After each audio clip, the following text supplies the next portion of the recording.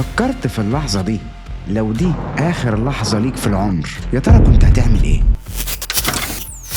تخيل كل مرة بتتخانق فيها أو تتأخر عن صلاتك أو تسيب حد موجوع. في ناس يا صديقي في الحياة بتعيش كأنهم خالدين، وناس أكيد فاهمة إنهم كده كده مفارقين وماشيين. وطبعا في فرق كبير جدا بين الاتنين. الإنسان بطبيعته بيهرب من فكرة الموت. بالمناسبة دي مش عيب، دي آلية دفاع نفسي اسمها دينايل أو الإنكار. لكن المشكلة هنا بقى مش في الهروب، المشكلة إن إحنا نفتكر ونعيش إن إحنا مخلدين فيها أو باقيين للأبد. اللي بيخلي الناس تظلم وتتكبر وتحقد وتغل وتنسى المعروف وتأخر كمان التوبة. والإنكار هو نفسه اللي بيخليهم ينسوا إن كل لحظة ممكن تكون الأخيرة. إدراكنا بقى لنهايتنا هو اللي هيخلينا نتحرر من التعلق الزائف بالأشياء، وهيدينا عمق حقيقي للحياة. والقرآن نفسه يا صديقي بيعلمنا ده في آيات كتيرة، زي ما ربنا سبحانه وتعالى قال: كل نفس ذائقة الموت. يعني مفيش لا حصن ولا فلوس ولا صحة ولا قوة هتمنع لحظة الموت الأخيرة. وسيدنا النبي صلى الله عليه وسلم قال: أكثروا من ذكر هادم اللذات، اللي هو يا صديقي الموت. ليه؟ مش عشان يخوفنا، علشان يفكرنا ويصحينا، يفكرنا انك كده كده رايح، فلازم ترتب أولوياتك على الأساس ده.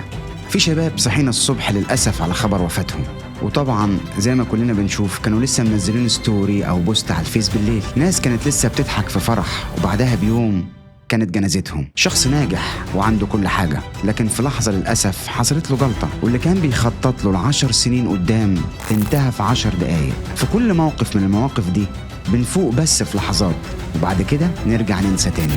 بعد كل اللي أنا قلته لك ده صديقي، خليني أقول لك على الروشتة اللي ممكن تحميك لفترة طويلة. خلي الموت يكون صديق ليك مش عدو. ما تفكرش في الموت برعب، خليه قدامك مراية تراجع فيها نفسك. والأهم ابدأ كل يوم وكأنه آخر يوم في عمرك، مش عشان تعيش في خوف، لكن علشان تعيش في وعي وتركيز. سامح واقطع التردد وما تأجلش الطاعة.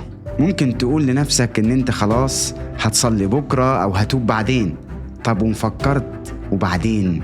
راجع دايما نيتك واسأل نفسك دايما: لو دي آخر مرة هشوف فيها الشخص ده هكون مبسوط لو دي آخر كلمة قلتها له؟ وافتكر دايما يا صديقي، خطط للآخرة زي ما انت قادر تخطط في الدنيا. زي ما بتكتب خطة لنجاحاتك اكتب برضو خطة لآخرتك.